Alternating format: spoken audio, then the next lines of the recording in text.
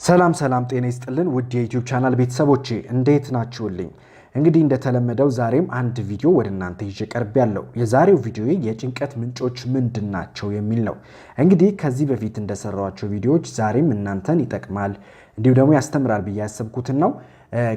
ወደ ቪዲዮ ከማለፌ በፊት ግን ለዚህ ቻናል አዲስ ከሆናችሁ ባካችሁን ቻናሉን ሰብስክራይብ በማድረግ እንድትደግፉ በአክብሮት ጠይቃለሁ። እንዲሁም ደግሞ ላይክ፣ ሼር እና ኮሜንት ማድረጋችሁ እንዳይረሳ። ምክንያቱም እኔ ወደ እናንተ ቪዲዮ ሰርቼ ለማቅረብ የእናንተ ፍላጎት ያስፈልጋል። ስለዛ በተቻላችሁ አቅም ይህንን ቪዲዮ ለአብዛኛው ሰው እንዲዳረስ በማድረግ እንድትተባበሩ በአክብሮት በድጋሚ ጠይቃለሁ። እንግዲህ ቅድም በርዕሱ ለመጥቀስ እንደሞከርኩት የጭንቀት ምንጮች ምንድናቸው ነው ርዕሴ። እንግዲህ ጭንቀት በአብዛኛው ሰው ላይ የሚከሰት በሽታ ነው፣ እንደ በሽታ ነው የሚቆጠረው ማለት ነው።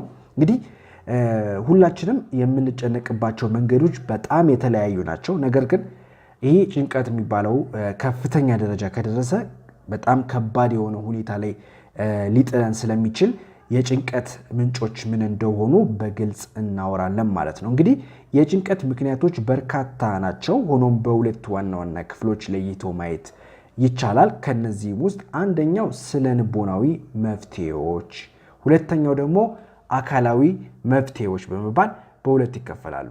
እንግዲህ ከስነ ልቦናዊ ምንጮች ስንጀምር በስራ ቦታ በሚፈጠር የስራ ጫና ሊሆን ይችላል፣ የስራ አሰራር ግልጽነት ማጣት ሊሆን ይችላል፣ ከሚወዱት ሰው ጋር የሚፈጠር ችግር ሊሆን ይችላል፣ መሰረታዊ የኢኮኖሚ ግዴታዎችን መወጣት አለመቻል፣ ለምሳሌ የቤት ኪራይ ሊሆን ይችላል፣ አስቤዛ፣ ወራዊ የመብራት ክፍያ ወዘተዎችን መወጣት አለመቻል ከስነ ልቦናዊ ምንጮች ውስጥ ይጠቀሳል ማለት ነው።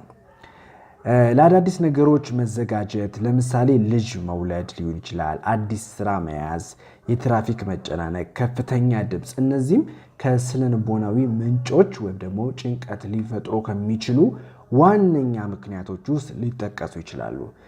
በሁለተኛ ደረጃነት ደግሞ አካላዊ መንስኤዎችን እናያለን።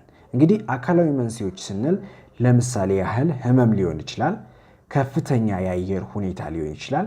ለምሳሌ ከባድ ሙቀት ወይም ደግሞ ከባድ ቅዝቃዜ አካላዊ ህመም፣ እንዲሁም ደግሞ እንቅልፍ ማጣት፣ ከመጠን ያለፈ አልኮል መጠጦችን፣ ሲጋራ ማጨስ፣ በሰውነት ላይ የሚፈጠር ጫና ወዘተ ናቸው። እነዚህን አካላዊ መንስኤዎች ብለን እንጠቅሳቸዋለን። ስለዛ በአካላዊ መንስኤዎች ውስጥ ሊፈጠሩ ከሚችሉ ዋናና አሳሳቢ ምክንያቶች ውስጥ አንዱ ህመም ነው። ህመም በባህሪው ጭንቀትን ሊፈጥር የሚችል እንደ መንስኤ ተብሎ የሚቆጠር ነገር ነው ማለት ነው። እንግዲህ የጭንቀት ውጤቶች ምንድን ናቸው ስንል ጭንቀት አንድ ሰው ካለበት ምን ሊፈጠር ይችላል ወይም ኮንሲኩዌንስ ምን ሊሆን ይችላል ብለን ስንመለከት እንግዲህ የመጀመሪያው የሰውነት ድካም ነው። ሰውነታችን በፍጥነት እንዲደክም ያደርገዋል። አይምሯችን ከአቅም በታች እንዲሰራ ሰውነታችን እንዳይቆጣጠር ያደርገዋል ማለት ነው። ሁለተኛው ከፍተኛ የራስ ምታት ይለቅብናል። ይሄ ማለት በሰውነታችን ውስጥ ያለው ዲኦክሲጅኔትድ ብለድ በማብዛት ከፍተኛ የሆነ የራስ ምታት በሰውነታችን ውስጥ እንዲፈጠር የማድረግ አቅም አለው። ሌላው ጭንቀት በሚፈጠርበት ጊዜ ሰዎች እንዲበሳጩ፣ እንዲናደዱ፣ እንዲጣሉ ሊያደርጋቸው ይችላል ማለት ነው። እነዚህ በዋነኛነት አሳሳቢ የሆኑ ነገሮች ናቸው ማለት ነው። ሌላው ጭንቀት የምግብ ፍላጎት መዛባትን ሊያመጣ ይችላል። የምግብ ፍላጎት መዛባት ስንል ምግብ በተለመደው ሰዓት ያለመመገብ፣ የምግብ መጠን መቀነስ፣ ራስን ለምግብ ዝግጁ አለማድረግ ወዘተ የሆኑ ነገሮች ሊፈጠሩ ይችላሉ ማለት ነው። አንዳንዴ ደግሞ በሌላ በኩል ደግሞ የማስታወስ ችሎታን እንዲቀንስም ያደርጋል ማለት ነው። ማስታወስ ችሎታ መቀነስ ስንል ምናልባት ከሆነ ዓመት በፊት የተደረጉ ድርጊቶችን አይምሯችን ላይ የነበረ ግን በጭንቀት ምክንያት ያ ነገር ሊጠፋ ይችላል ማለት ነው። ይህም ከፍተኛ የሆነ ጭንቀት በሚፈጠርበት ጊዜ ሊፈጠር የሚችል ነገር ነው ማለት ነው። ሌላው ለራስ የሚሰጥ ዋጋ ወይም ደግሞ ክብር መቀነስ ማለት ነው። ይህ ሎው ሰልፍ ስቲም ብለን የምንጠራው ነገር ማለት ነው ሀፕን ሊያደርግ እንደሚችል ነው ማለት ነው ጥናቶች የሚያሳዩት። ሌላው ከማህበራዊ ህይወት መገለልን ሊፈጥር ይችላል ማለት ነው። ማህበራዊ ህይወት ራስን አግሎ መኖር፣ አለመደባለቅ፣ ከሰዎች ጋር ግንኙነት መፍጠር አለመቻል፣ መልካም የሆነ ንግግሮችን አለማድረግ፣ ብቸኝነትን መምረጥ በዋነኛነት ሊጠቀሱ የሚችሉ ነገሮች ናቸው ማለት ነው። ሌላው የደም ግፊት መጨመር ሊያመጣ ይችላል። ይህም ደግሞ የደም ግፊት መጨመርን ካመጣ የደም ዝውውርን በመቀነስ ለከፍተኛ ህመም ሊዳርግ ይችላል ማለት ነው።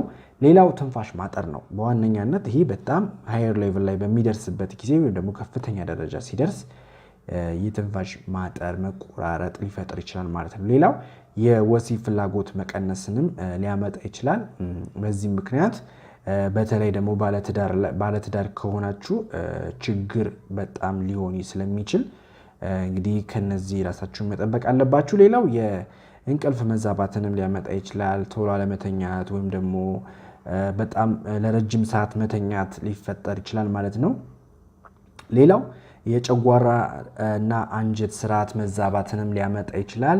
በሰውነታችን ውስጥ ሁለቱም ስራቸውን በአግባቡ እንዳይሰሩ ወይም ደግሞ ዳይጀሽን ሲስተማችን እንዲዛባ የማድረግ እድል አላቸው ማለት ነው። ሌላው የልብ ህመምም ሊያመጣ ይችላል ማለት ነው። የደም ዝውውርን በመግታት በልብ ህመም እንዲፈጠር የማድረግ አቅምም አለው። እንዲሁም ደግሞ የቆዳ ችግር ወይም ደግሞ ስኪን ዲስኦርደርስ ምንላቸውንም ሀፕን እንዲያደርጉ ሊያደርጋቸው ይችላል ማለት ነው። እንግዲህ ጭንቀት ለስነልቦናዊ ቀውሶች ለምሳሌ ለፍርሃትና ለድብርት ይዳርጋል። እንዲሁም ደግሞ ጭንቀትን ለመቆጣጠር የሚከተሉ መፍትሄዎችን መጠቀም ይኖርብናል።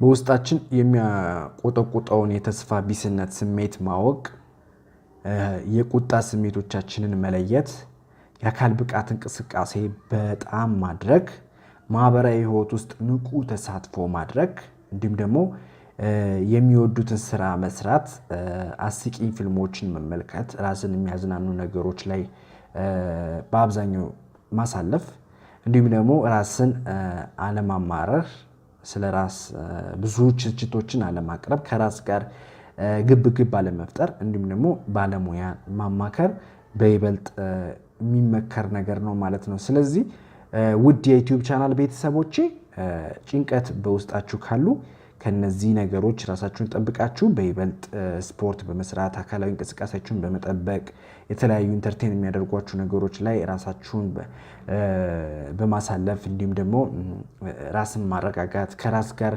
ፖዚቲቭ የሆነ ቲንኪንግ እንጂ ኔጌቲቭ የሆነ ቲንኪንግ አለማሰብ እንዲሁም ደግሞ የቁጣ ስሜቶች ካሉብን እነሱን ለይተን አውጥተን መተው ጭንቀት እንዳይፈጠሩ የምናደርግ ነው። በተለይ እንደ ሀበሻ ማህበራዊ ህይወታችን በጭንቀት እየተሞላ ነው ተብሎ ይታመናል። ምክንያቱም አብዛኛው ኢትዮጵያዊ ምናልባት በቀን ውስጥ ብዙ ሊያሳስቡት የሚገቡ ነገሮች ይኖራሉ። ነገር ግን ሁሉንም ሃንድል ለማድረግ አለመሞከር፣ ሁሉንም ማድረግ እችላለሁ ብሎ አለማመን ትልቅ ነገር ነው። ምክንያቱም ያንን ነገር ሳታደርጉ ከተገኛችሁ ለጭንቀት ስለሚዳርጋችሁ ማለት ነው። ራስን ለከፋ ነገር ከማዘጋጀት ይልቅ መጀመሪያ መቆጠቡ የተሻለ ነውና ውድ የዩቲዩብ ቻናል ቤተሰቦቼ ራሳችሁን ከጭንቀት ጠብቁ ላለው በሌላ ቪዲዮ እስከምመጣ ይህን ቻናል ሰብስክራይብ በማድረግ ላይክ፣ ኮሜንት እና ሼር በማድረግ እንድትተባበሩ ጋብዛለሁ። በሚቀጥለው ቪዲዮ እንመለሳለን። ቻው ቻው።